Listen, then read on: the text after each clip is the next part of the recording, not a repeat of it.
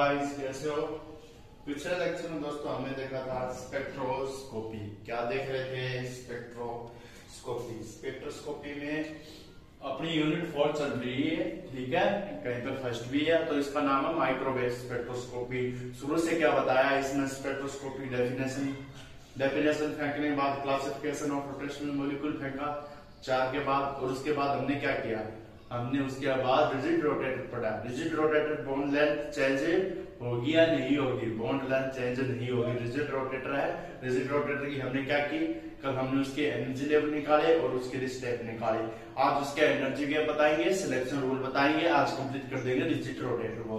पहले बता चुका हूं मोस्ट इंपोर्टेंट टॉपिक एग्जाम की दृष्टि से, रिजिड रोटेटर। कौन सा है रिजिड रोटेटर? तो मैं पहले यूनिट का ही नाम लिख देता हूं। यूनिट नंबर फर्स्ट भी है शायद, ये पता है, फर्स्ट रिजिड रोटेटर। तो इसका नाम क्या आ जाएगा? Rigid rotator. ये अपना टॉपिक है, ठीक है, रोटेटर। और अपन पढ़ क्या रहे हैं? Rotational spectroscopy. रोटेशनल स्पेक्ट्रोस्कोपी या क्या पढ़ रहे हैं? इसका दूसरा नाम क्या है? दूसरा नाम है इसका माइक्रोवेव। और इन दोनों नाम क्यों कहा जाता है पहले बता चुका हूं मैं, क्योंकि इसमें क्या किया जाता है?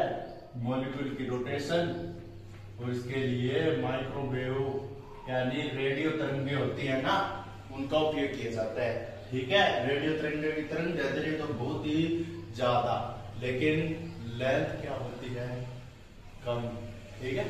इस प्रकार से तो ये अपने ये टॉपिक पढ़ते हैं। इसके लिए अपनों ने एनर्जी कैलकुलेट की थी, ठीक है। तो अपने लिखा था ई जे बराबर बी जे जे प्लस वन, ठीक है, बी जे जे प्लस वन। ये अपनों ने निकाला था, ये जे है। और ये भी लिखा था जे बराबर क्या होता है? रोटेशनल मॉलिक्यूल या कांस्टेंट रोटेशनल मॉलिक्यूल, ठीक है। Rotational quantum number, quantum number बताया न्यू। और आपके क्या बताया मैंने? और आपके बताया मैंने बी को रोटेशन रोटेशन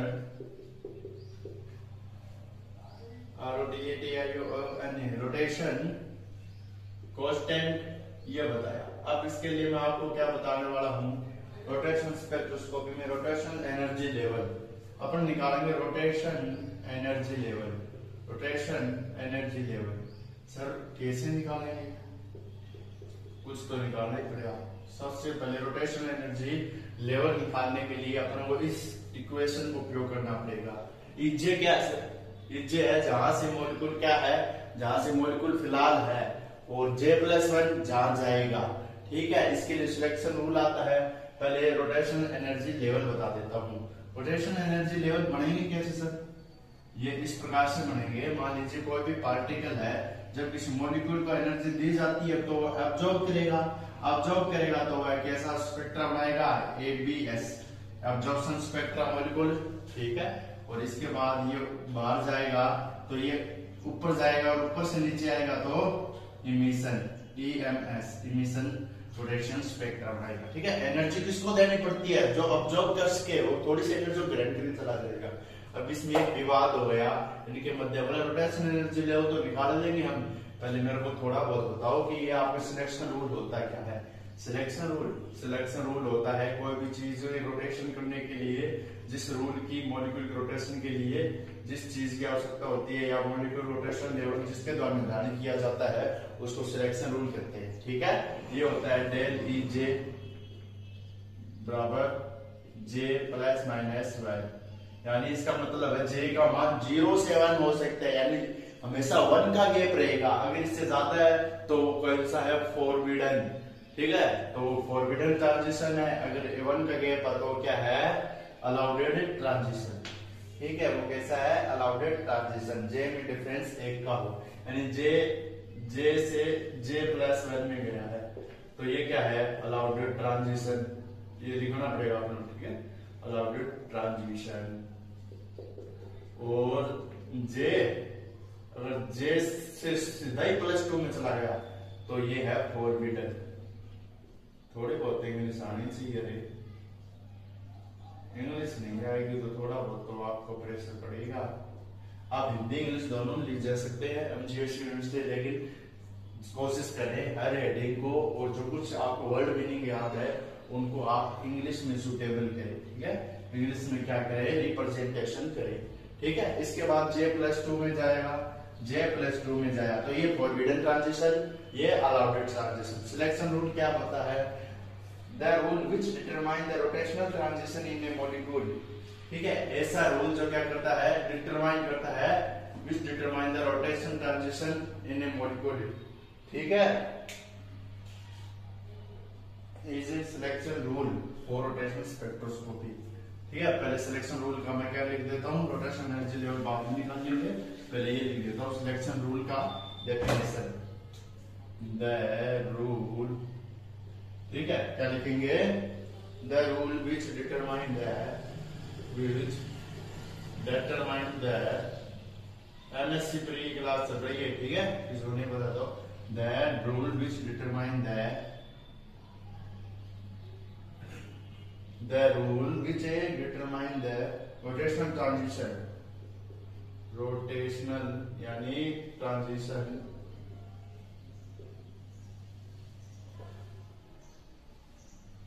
यानी ऐसा रूल जो क्या करता है, rotational transition in A molecule, जो कोई भी मॉलिक्यूल है उसमें क्या बताता है, रोटेशन ट्रांजिशन बताता है।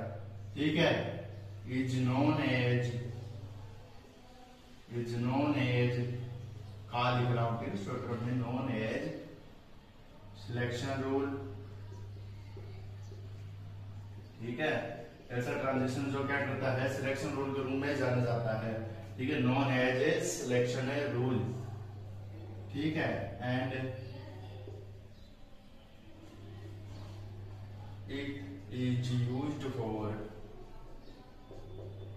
इसका उपयोग किसमें किया जाता है, रोटेशनल स्पेक्ट्रोस्कोपी, रोटेशनल स्पेक्ट्रोस्कोपी। ठीक है, रोटेशनल स्पेक्ट्रोस्कोपी में लिख दिया, स्पेक्ट्रोस्कोपी के लिए उपयोग किया जाता है, ये बता दिया। फॉरबिडन ट्रांजिशन बता दिया, अलाउड ट्रांजिशन बता दिया। सिलेक्शन रूल क्या होता है, जब मॉलिक्यूल J से J+1 में जाएगा तो आपके अलाउड ट्रांजिशन होंगे, जब J से J+1 में जाएगा तो फॉरबिडन होते हैं। होती ना, या होती या नहीं होती। ठीक है, ये होती। ठीक है, ये काम होता। अब इसके बाद अपने सिलेक्शन रूल किस पे बेस्ड है, ये तो पता ही होना चाहिए। तो एक बात और आती है इसमें, और इसके बाद आती है quantum theory.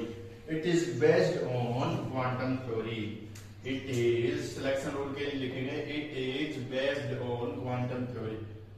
Sir quantum theory क्या चक्कर है, बताएंगे क्वांटम थ्योरी। ठीक है, लिख भी लेना।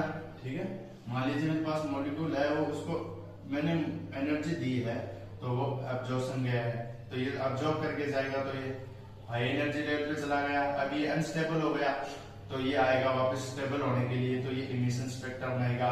इन्होंने बताया कि कोई भी मॉलिक्यूल है रोटेशनल स्पेक्ट्रोस्कोपी में, वह कंटिन्यूअस क्या नहीं कर सकता, नहीं तो एनर्जी को एब्जॉर्ब कर सकता, नए एनर्जी को इमिशन कर सकता। इसलिए वह क्या करता है, एनर्जी को इलेक्ट्रॉन रूप या बंडल के रूप में ग्रहण करता है। इसलिए इन्होंने बताया, तो इसका मान किस डायरेक्टली प्रोपोर्शनल होता है, Ehν, तो जिसे इन्होंने फोटोन का, यानी एनर्जी को ग्रहण करेगा तो किसके रूप में करेगा, बंडल के रूप में, छोटे छोटे पैकेट या इलेक्ट्रॉन मान लीजिए।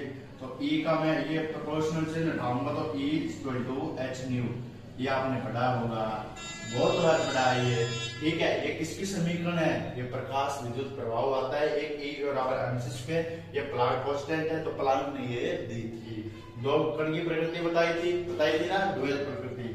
ठीक है, ये प्रकाश और तरंगीय।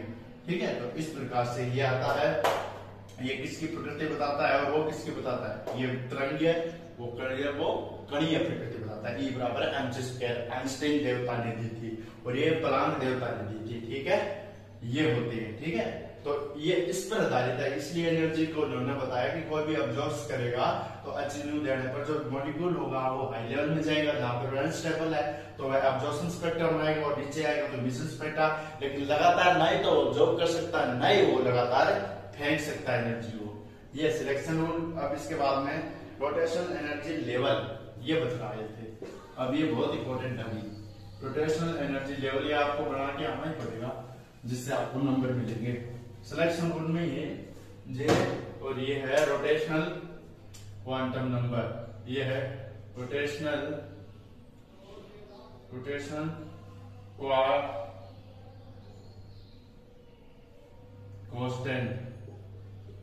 कांस्टेंट। अब इसके लिए मैं बनाने वाला हूं, ध्यान से देखें।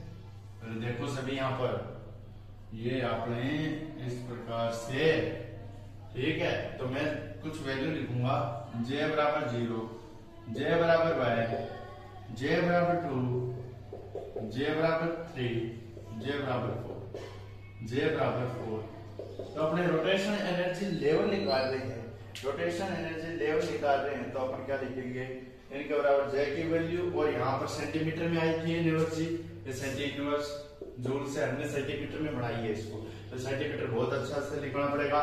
तो अपने ई जे बराबर क्या होता है, या डेल जे बराबर क्या होता है, बी जे प्लस 1।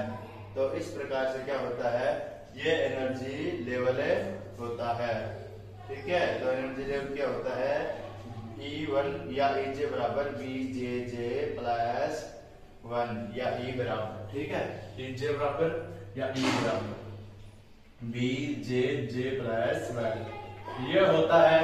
ये होने के बाद आप क्या करेंगे, देखिए, आप देखिए गाइस, अपन क्या कर रहे थे, अपने ये मॉलिक्यूल की एनर्जी लिखी, J बराबर 0 लेते हैं, यानी मैंने क्या किया, ये बढ़ाया, और बढ़ाने के बाद ये J बराबर 0 रोटेशनल एनर्जी लेवल निकाल रहे हैं।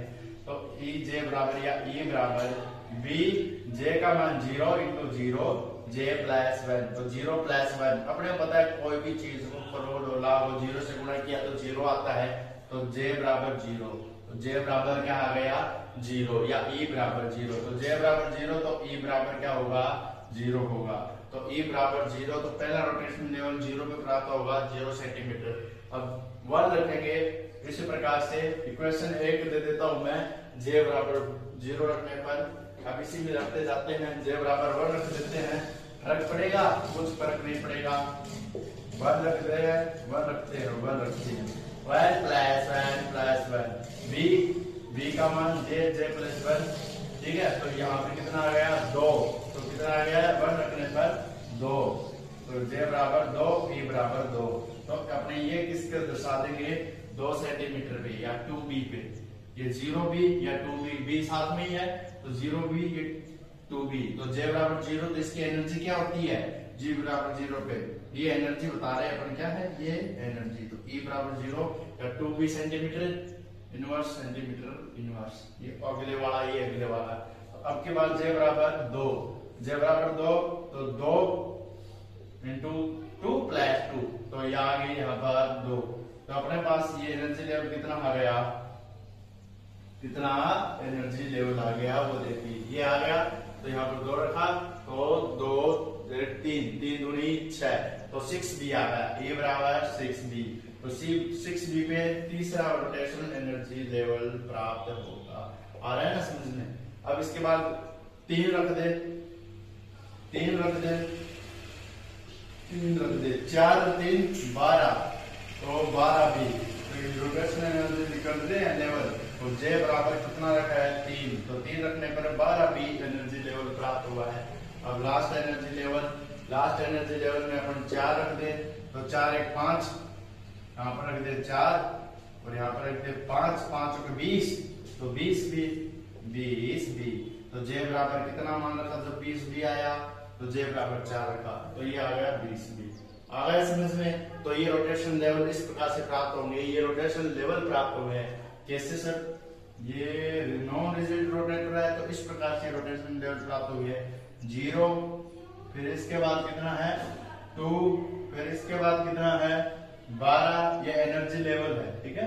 6, फिर इसके बाद 12, 6 इसके बाद 12, इसके बाद 20, इसके बाद क्या है 20, इसके बाद क्या है 20b, 6b 0b 20b, 6b 0b 20b।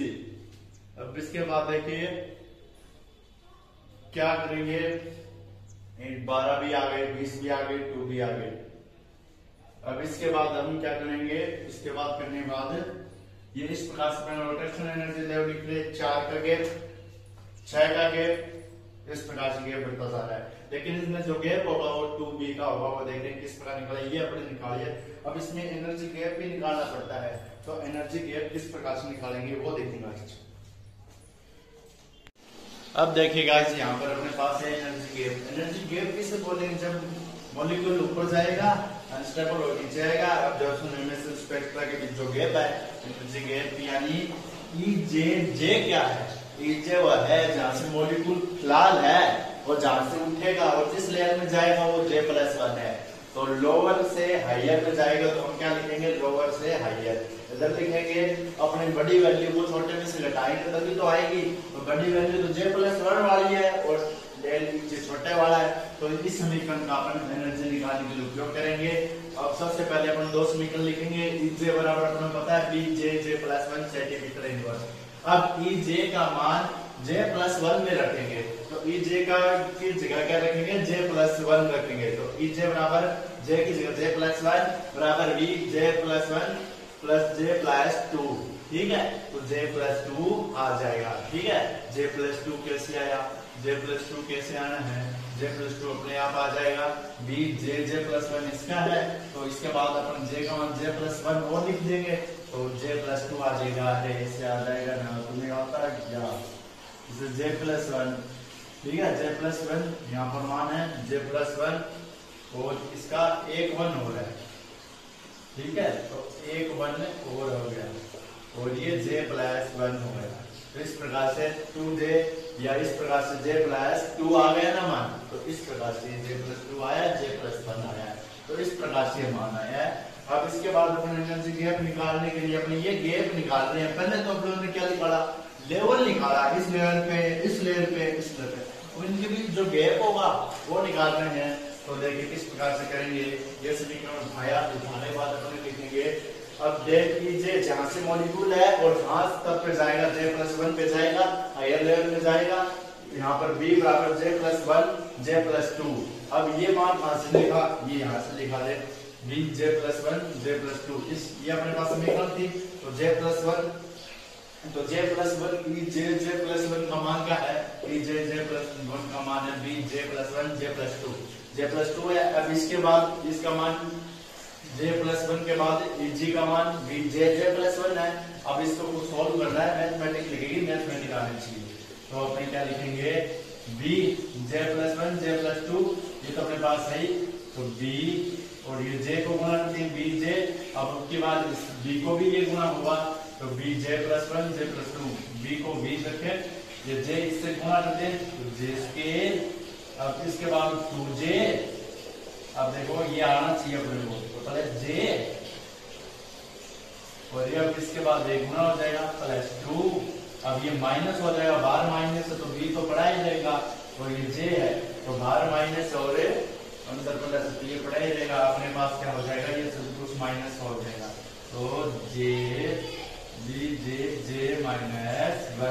ये प्रोसेस होने के बाद अपने कुछ सोल्व करना है, तो आगे देखें किस प्रकार से सोल्व होगा। जो स्क्वायर है उसको कट जाएगा और जो माइनस है वो प्लस में आ जाएगा। अब सभी में कॉमन क्या आएगा, वो कॉमन ले लेंगे। देखिए अब देखिएगा अपनों ने क्या किया है, अभी तक अपनों ने रिजिड रोटेटर माइक्रोवेव स्पेक्ट्रोस्कोपी में आप अपने यहाँ आ गए थे। J+1 का मान पढ़े तो ये J+1 B J+1 2, ये किसका मान है, ये किसका मान है, ये मान है J+1 का। ये किसका मान है, डेल EJ का मान है। दोनों का रखा। अब थोड़ा बहुत गणित आना चाहिए। गणित आने के लिए अपन क्या करेंगे, देखो सबसे पहले B है तो अब इसको इसके साथ और इसको इसके साथ, एक बार तो ये वाला पद इसके साथ गुणा होगा, सिखाया होगा आपके टीचर ने आपको, J स्क्वायर हो जाएगा, प्लस अब की बार 2J आ जाएगा। अब फिर इससे J से मल्टीप्लाई करेंगे J आ जाएगा। अब एक को 2 से मल्टीप्लाई करेंगे 2 आ जाएगा। अब ये सब आने के बाद इतना कुछ होने के बाद ये हो जाएगा।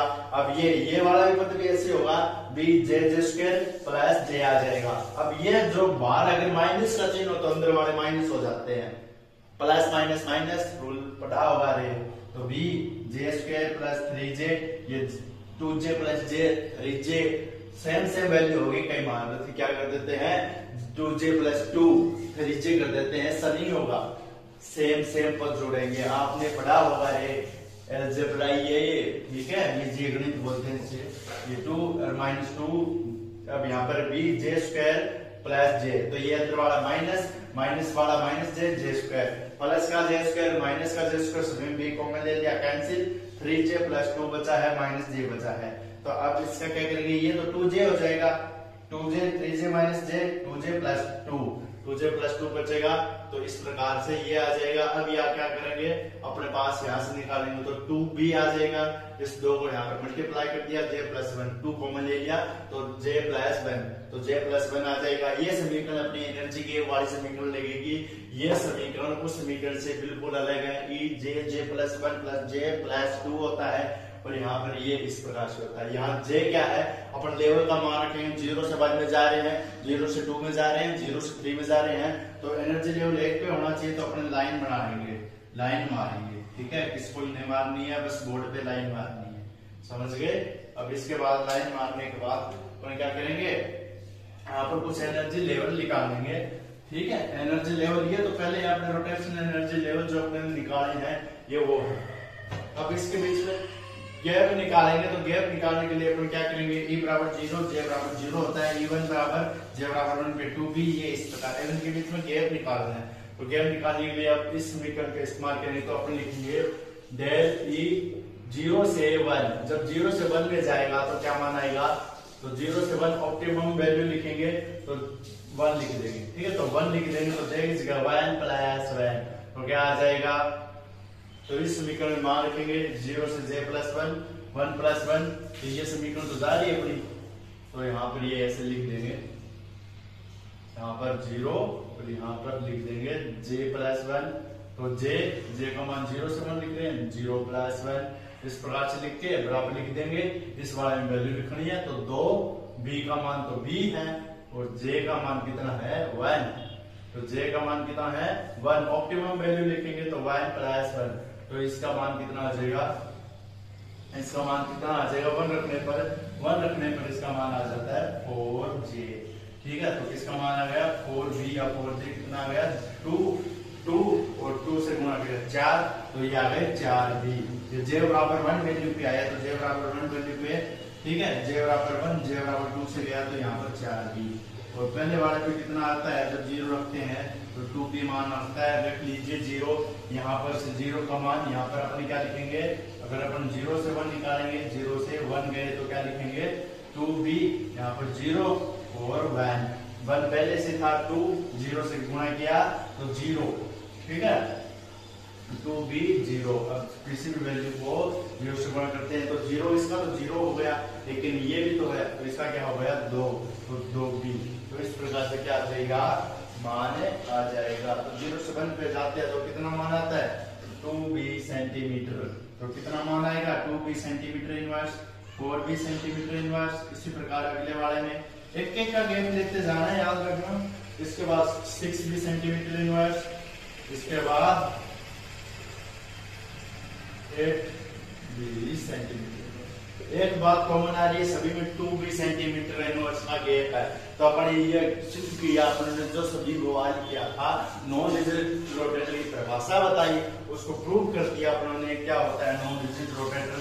तो इसके लिए अपन क्या कर देंगे, इस प्रकार का गैप खींच लेंगे, एनर्जी गैप, वो भी किसमें है b सेंटीमीटर इनवर्स में है। तो इस प्रकार से आएगा 2 पे ये है, ठीक है, 2 पे ये है, फिर 4b पे है, फिर 6b पे है, फिर 8b पे है, फिर 10b पे, 10b ये तो है 10b पे, 10b 8b 6b B to be. इस प्रकार से गैप यहाँ पर 0, तो ये गैप है तो दो लेवल का है, यानी दो लेवल का। तो इस प्रकार से ये बॉन्ड लेंथ क्या चेंज हो रही है, कोई नहीं हो रही है। तो इस प्रकार अपन क्या कर देंगे, इस प्रकार बता देंगे जो नॉन रिजिड रोटेटर होगा उसमें कोई बॉन्ड लेंथ चेंज नहीं होती है, और प्रत्येक में 2b का गैप है। इस प्रकार हम कह देंगे कि नॉन रिजिड रोटेटर में कोई भी बॉन्ड लेंथ आपके चेंज नहीं होती है, और यही इसका असली सॉल्यूशन है। ओके गाइस, ये अपना नॉन रिजिड या रिजिड रोटेटर। इसके बाद नॉन रिजिड रोटेटर है, सेम चलेगा, सेम वैल्यू चलेगी, बस इतना फर्क आएगा, उसमें अलग हो जाएगा, उसमें एक वैल्यू और अलग आ जाएगी, वो आ जाएगी डी वाई। ठीक है, डी वाई आ जाएगी, और उसमें जो मान आएगा वो थोड़ा अलग आएगा। ठीक है, और जो एनर्जी गैप का स्पेक्ट्रा है वो बच जाएगा। उसके बाद हम नॉन रिजिड, इसके बाद intensity rotational spectrum of lines पढ़ेंगे। इसके बाद ये अपने स्टार इफेक्ट में चलेंगे। ये यूनिट में आपका सेकंड लेक्चर है। कल पढ़ेंगे अपन कौन से वाला हाइपर कॉन्जुगेशन चल रहा था उसको कंटिन्यू करके रेजोनेंस के सभी रूल, और रेजोनेंस कल खत्म। ठीक है गाइस, ओके दोस्तों, बाय।